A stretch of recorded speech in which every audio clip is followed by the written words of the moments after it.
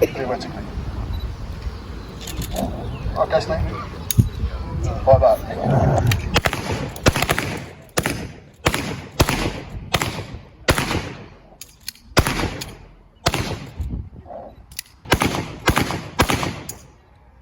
Thank you, Steve.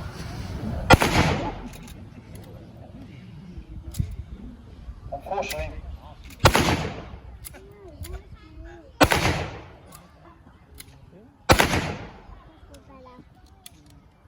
okay. This was the standard M1 Garand rifle, and this was the standard issue for American infantry troops from about 1942 onwards, and that was used right up until, well, it was used in the Vietnam War, to be honest, by the Vietnamese army, and up to 1971, all over the world, there were 1.7 million of these made. An effective yard. Oh, I need to put one minute. 2 seconds. Oh, 5.5 million of them made. Think about it. Yeah, so they've got an effective range of 500 yards. Okay, muzzle velocity is 2,800 meters if anybody's interested. And it's an semi-automatic, so it works the same way as the pistol did. You fire one round and it automatically reloads another round. Now the British government decided we didn't want to use that sort of weapon in World War II because we can't afford the ammunition. Basically you can go bang, bang, bang, bang, bang, bang, bang, whereas the British are a single shot, bolt action, and it reloads itself. It takes a lot longer to shoot, you use less ammunition, whereas these will just pop away. Unfortunately we can't fire this one because you can't get blank firing on ones in this country at the moment, so just for the comparison. We also have the Thompson. So Thompson was born out of the First World War requirement for something to clear trenches. It was originally sort of, the concept was a trench broom. You'd go into the trench and you would sweep the trench. It wasn't designed to be particularly accurate or single shot. You went in there, you pulled the trigger and you wasted whoever was in the trench, basically. So this was made in 1921. And they were slightly adapted, obviously got hold of by the gangsters in the 30s, so it's often referred to as a Chicago typewriter, like a typewriter. Fires the same pistol size rounds as the automatic pistol did, .45, weighs about 10 pounds, about 14 pounds fully loaded, so it's a fairly hefty bit of kit. But it needs to be because it's quite a lot of percussion coming through it. So it needs to be a sturdy bit of metal to hold all that recoil. You've got a 30 round stick or a 50 round drum. The 100 round drum as well, they weren't used much by the Americans because they tend to get jammed up with dirt and stuff and it's a bit more complicated and much easier for the sticks, much easier to carry as well. They've got 4 sticks in your belt. You get through a stick with 20 in about 3 seconds. That. So when you see them in the films, black and white, you can't do that. And I know for a fact I was using one the other day that was firing blanks. And literally, I had about 2 seconds, I was through 20 rounds. I ran out of ammunition halfway through the battle. Got very bored after that. Anyway, so effective range of about 50 yards. Otherwise, it's spraying it all over the place, so you don't really know where it's going. They have a tendency to climb. So when you fire it, the front does that. So originally they had a suppressor on the front to stop it. However, they realised after a while this is a very expensive bit of kit. Most people were just firing all over the place anyway, so they got rid of that. They then removed these fins off the top to save time and moved that bolt to the side to stop them up getting in the top. They got me flying through the war. It cost them about $500 to make one of those. Now, if you're going to make about $1 million, that's a lot of money. Okay? So they decided after that they were going to change and do something slightly different. They came up with the M3 police gun. So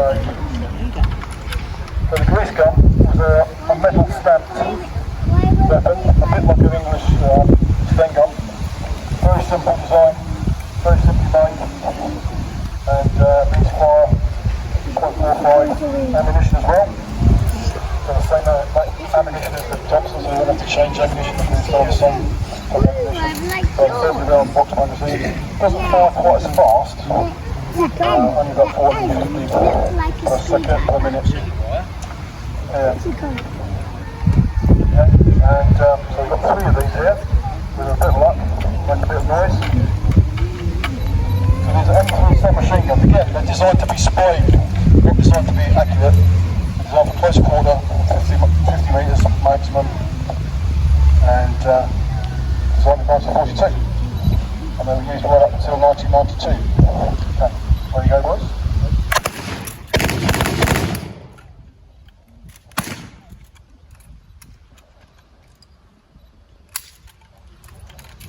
Again, being blank firers, and as usual, most things when you want to perform, they don't perform, do they?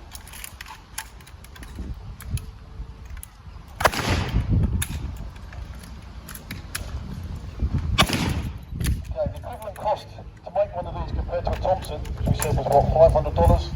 $5 bucks. That's 1940. So if you want to make a million of these, it's going to cost you 5 million. If you want to make a million Thompsons, it's going to cost you 500 million. Fairly simple mathematics there. Does the same thing. The M1 Carbine, which is not on my okay, I'll have to blank this one. Okay, so an M1 Carbine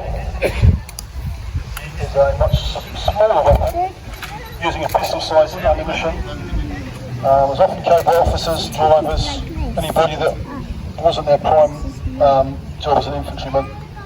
And these will hopefully fire some rounds for you.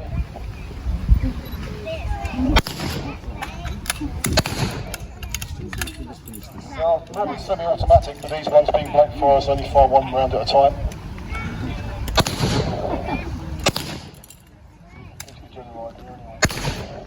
Quite effective weapon actually, used right through until again in Vietnam. Special forces used them because they're quite lightweight. The paratrooper version is folding stock, so you can actually fold it much smaller and carry it on your person. Are we done with? Okay, thank you. Yeah. So my friend here was asking about MP40s. Just for you, we've got some here for you, just to give you an idea. The German MP40s, I've got some information about them, just bear with me 1 second. Here we go. Often referred to as a Smiser. They're not Smisers. Smiser was the man who made them. Okay, the original design was an MP38, which was used in the Spanish Civil War, and it's the first submachine gun without any metal stock. This is a folding stock, and they are produced. These were produced slightly later on. This one has 9mm ammunition, weighs about 9 pounds. And it's got a 500 round rate of fire. Now these are only semi-automatic ones, unfortunately, because again, they won't let us have real ones. But hopefully, when you're ready, Ben, Colin.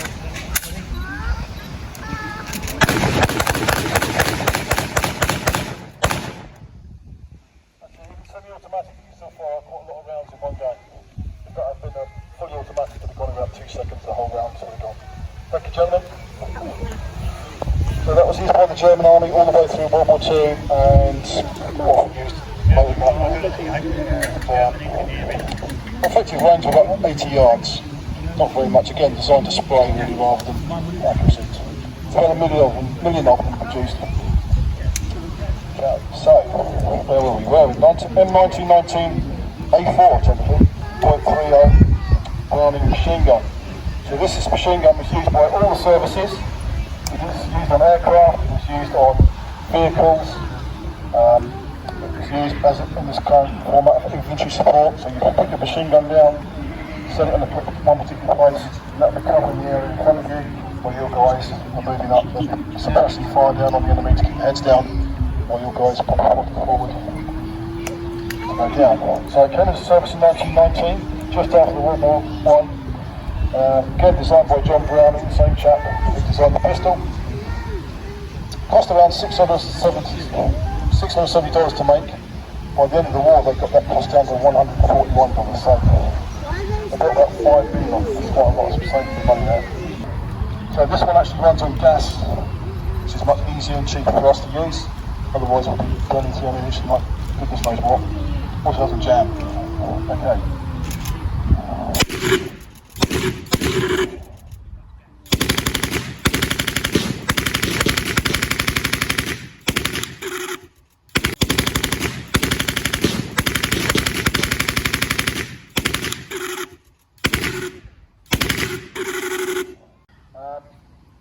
this down was firing in short bursts. He wasn't continually firing in one go. If you do continue firing one go, the barrel heats up very, very quickly. Then you have that barrel problem and you can't fire it. So it's short bursts, 1 to 2 second bursts. Also saves ammunition as well. You're not wasting loads of ammunition. Okay, so moving on to our bazookas. So this is the M1A1 anti-tank rocket launcher. It was used by the United States Marine Corps and the American Army from 1943. Its nickname was a Bazooka, after a particular musical instrument that an American comedian was very popular with at the time. Don't know his name, couldn't find it out. So it started in 1942, and it was gradually updated throughout the war to allow for the fact that the German armour was getting thicker and thicker. Like a Tiger tank had about 5 or 6 inches of armour, so you were really in trouble if you had a Tiger. Best thing you could do if you saw a Tiger, run away. Simple as that. You weren't going to do any good to it. Get the hell out of it, leave it to the Air Force to clobber it. Had an effective range of about 150 yards. They claimed it could hit a tank 400 yards.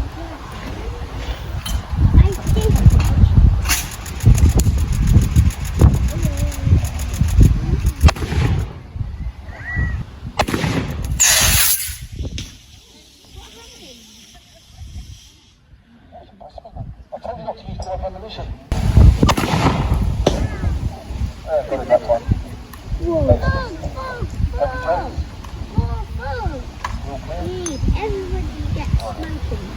Okay, as I said, they did improve them as the war went on, but obviously, unfortunately, the German Tiger tanks got much thicker armour. Tiger 2's coming up, thicker armour still.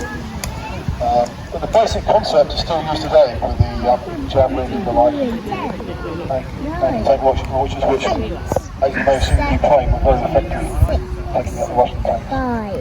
M2 Mortar. This mortar round was fired by these mortars over here, and will be fired by these mortars over here. And that was designed to support the infantry. So the infantry unit would carry these mortars broken down into 3 sections: the base plate, the pipe, and the supporting legs. So you had at least a crew of 3 on these mortars. One of the main problems in Normandy, if you jumped off your landing craft and you were carrying the base plate on your back, and the water was deeper than you were taller, you're a dead man. You just sunk straight to the bottom, because the water plate is so heavy, you've had it, basically. Unfortunately, as many of you know, I'm sure at Omaha Beach, a lot of the landing craft didn't make it far enough to the beach, and ramps went down too early, and they were going through 7-8 foot of water. One of those, you're in trouble. Designed in the 1930s, and made about 60,000 of them. Got a rate of fire theoretically of 18 rounds a minute. It's quite a lot of rounds.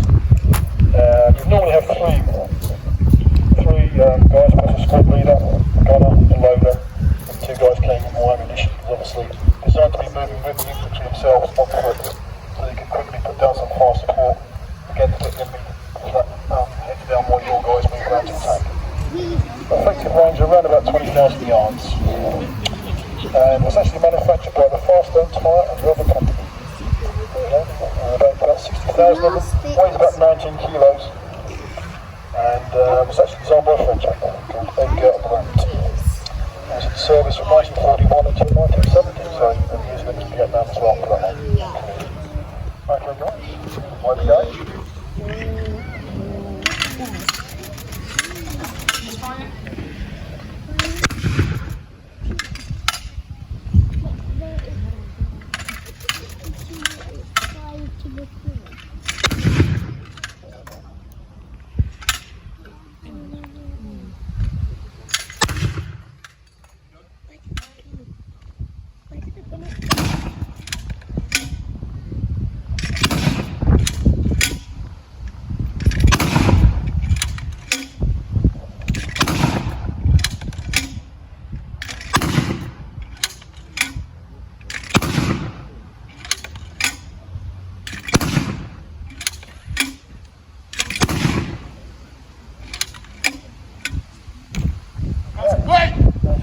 Very much. Okay, so this is complete, as Garand says here. Thank you very much for being a wonderful audience.